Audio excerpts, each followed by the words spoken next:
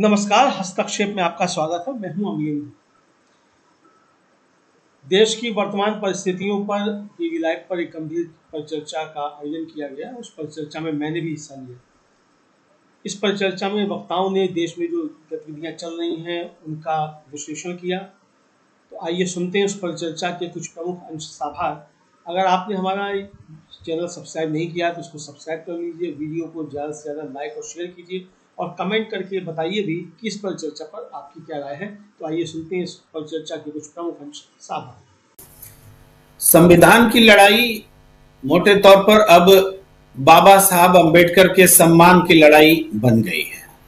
दोनों अब एक दूसरे से मतलब मिल गए हैं और आने वाले समय में निश्चित रूप से इसी विषय पर राजनीति केंद्रित होने जा रही है। इसके सबूत आज भी मिले जब हम देख रहे हैं एनडीए में भी अंबेडकर घुस गया है। ये जो बाबा साहब अंबेडकर की के सम्मान की लड़ाई चल रही है, उसके बाद जो स्थितियां परिस्थितियां बनी है तो एनडीए को अपनी बैठक बुलानी पड़ रही है। बीजेपी बैठक कर रही है हरियाणा में, बिहार की बीजेपी हरियाणा में बैठक कर रही है और नीतीश कुमार को मुख्यमंत्री बनाने का ऐलान कर रही है।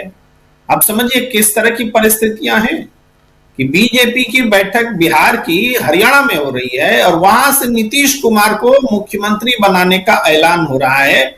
और ये सब इसलिए हो रहा है क्योंकि बाबा साहब अंबेडकर के अपमान के खिलाफ जो देश भर में गुस्सा है, उसके लिए जो कांग्रेस और दूसरी तमाम पार्टियां मैदान में हैं, इसके इम्पैक्ट से बीजेपी को डर लगना शुरू हो चुका है।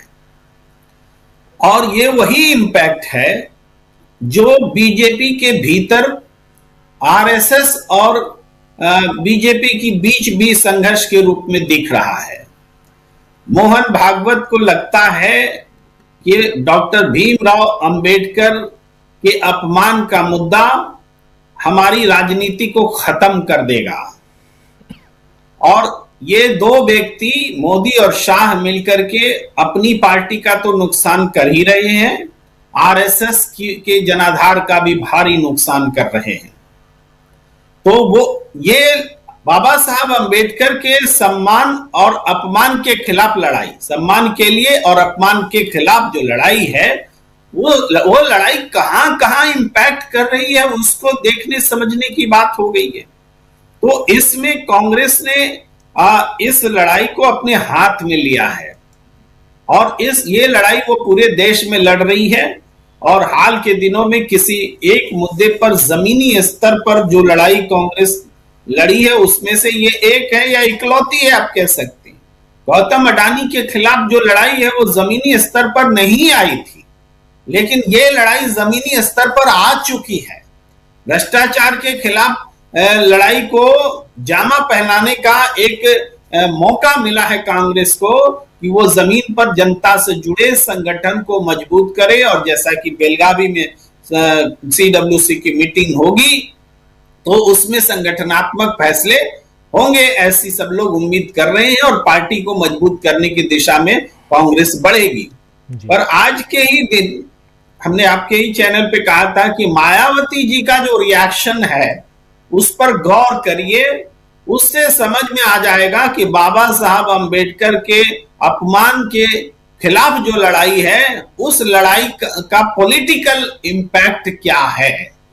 अब मायावती जी का जो अभी का ट्वीट है वो बहुत गदगद है कि उन्होंने एक प्रदर्शन जो आयोजित किया था पूरे देश में वो बहुत सफल रहा और अब वो कह रही हैं कि अमित शाह प्रायश्चित करें, अपने शब्द वापस लें।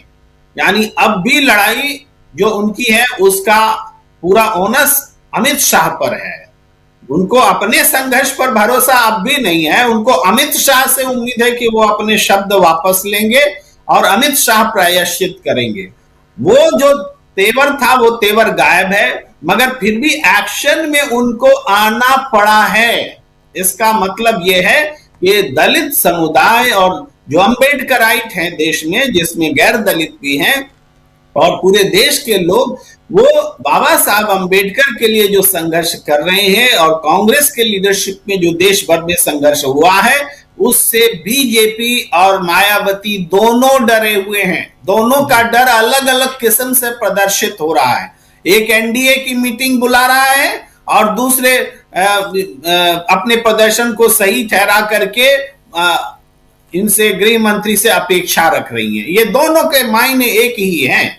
और तीसरी तरफ कांग्रेस जो है अपने जनाधार को बिल्डअप करने के लिए, अपने आंदोलन को बिल्डअप करने के लिए और इस परिस्थिति का कैसे राजनीतिक फायदा उठाया जाए, इसमें अब एक्टिव नजर आ रही है। आप देख रहे हैं यही वो समय है, यहीं पर चुनाव आयोग के खिलाफ भी लड़ाई लड़ी जा रही है।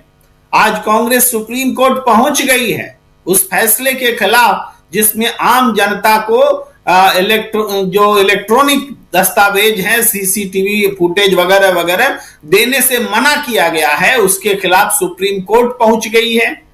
अखिलेश यादव थोड़ी देर पहले कह रहे हैं कि जिस तरीके से चुनाव आयोग कह रहा है कि हर आदमी को हम बता नहीं सकते कि जो वो मांगे हम बताएं, तो इस हिसाब से तो ये आरटीआई भी खत्म कर देंगे। हर आदमी को क्यों बताएंगे कि आपको क्या जानकारी चाहिए?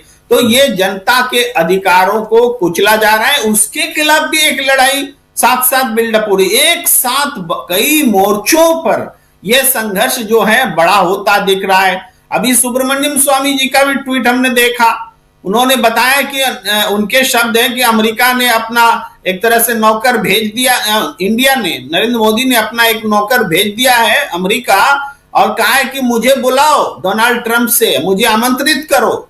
और डोनाल्ड ट्रंप आमंत्रित करने के लिए तैयार नहीं है और यह भी कहा है कि अगर आमंत्रित नहीं करवाओगे तो उस नौकर की नौकरी गई। ये उनके शब्द हैं, सुब्रमण्यम स्वामी के शब्द हैं। अब ये जो जानकारी रखते हैं, डिप्लोमेटिक जानकारी रखते हैं, उनको पता है कि नरेंद्र मोदी जी का नौकर कौन है अमेरिका में जो उनके लिए इनविटेशन मांगता फिरता है। तो ये सारी चीजें हर मोर्चे पर फेल्योर नरेंद्र मोदी की सरकार दिख रही है। जी, हर मोर्चे पर नरेंद्र मोदी की सरकार फेल्योर हो ना हो, लेकिन ये है कि यहां देखते हैं आप, क्योंकि अब बहुत ज्यादा प्रेशर में नरेंद्र मोदी दिखाई देने वाले आने वाले समय में, जब एक आंदोलन की दहलीज पर हम इस देश को देखते हैं और अगर कोई आंदोलन ऐसा छिड़ गया तब तो परिस्थितियां बिल्कुल ही अलग फ्रेम में नजर आएंगी। प्रेम कुमार जी। देखिए राजीव जी, सुप्रीम कोर्ट में जाना डर भी लगता है। आप बोलिएगा कोई मामला सुप्रीम कोर्ट में जा रहा है तो डर क्यों लगता है? अब सुप्रीम कोर्ट के चीफ जस्टिस ऑफ इंडिया वही चुनाव आयोग से संबंधित मामले को खुद सुनने के बजाय दूसरे पीठ में दे देते हैं, ट्रांसफर कर देते हैं। उनको डर लग रहा है तो हम लोगों को तो डर लगेगा ही। और बीते समय जो घटना आज की हम देख रहे हैं, चंडीगढ़ में जो हालात है म्यूनिसिपैलिटी के भीतर में, वो अनिल मसीह मनोनीत पार्षद बना हुआ है जिसने कि पूरे चुनाव को कैमरे के सामने में रिजेक्ट करते हुए वोट्स को पलट दिया था। पूरा चुनाव अपने हाथ से उसको अवैध घोषित किया, कट लगाया और अपोजिशन को हरा दिया और बीजेपी को जिता दिया। आज वो बीजेपी का पार्षद है। सुप्रीम कोर्ट ने देखा, फिर भी उसको सजा नहीं दी, कहा कि इसके खिलाफ केस चलना चाहिए। और चलना चाहिए क्या होता है, चलाओ, लेकिन नहीं चलाया गया, उसको उल्टा मनोनीत पार्षद बना दिया गया। अब सोचिए, मुझे डर इसलिए लगता है कि इतना बड़ा मामला, एक तरफा सरकार ने ऐसा नियम बदला कि आम जनता को चुनाव आयोग से सारी बातें जानने का अधिकार ही खत्म हो गया। तो इसके लिए हम चुनौती सुप्रीम कोर्ट में दी गई, सारी उम्मीद अब सुप्रीम कोर्ट पर है। अब सुप्रीम कोर्ट अगर वैसा ही कह दे कि हाँ जो हुआ है सरकार का अधिकार है, कुछ ऐसा ही बोल दे, हमें नहीं मालूम क्या बोलने वाले, तो क्या होगा फिर? कहां जाया जाएगा? कैसे लड़ाई लड़ी जाएगी? अभी थोड़ी देर पहले प्रशांत टंडन जी कह रहे थे कि किस तरीके से आजकल बातें हो रही हैं कि सदन में बाबा साहब अंबेडकर के लिए बोला गया, सदन से बाहर उस पर मुकदमा नहीं चल सकता। बात बहुत सही है, बारीक है, मैं उसको भी यहां कनेक्ट कर रहा हूं। देखिए, निश्चित रूप से बाबा साहब अंबेडकर के बारे में देश के उच्च सदन में बोला गया, वाइस प्रेसिडेंट की मौजूदगी में बोला गया, जो सभापति होते हैं पदेन, और उसको एक्सपंज नहीं किया गया। ये सारी बातें हैं, लेकिन अपोजिशन क्या डिमांड कर रहा है? अपोजिशन कोर्ट में थोड़े गया है। अपोजिशन कह रहा है कि इसको सैक करो, गृह मंत्री पद से बर्खास्त करो, गृह मंत्री माफी मांगे। ये सारी चीजें सदन में बोलने के बावजूद पॉलिटिकल पार्टी ऐसे मुद्दों पर ऐसे ही बोलती। उनको पता है कि भाई कोर्ट में जाने वाला ये मामला नहीं है, ये मामला जनता के बीच जाने वाला मामला है।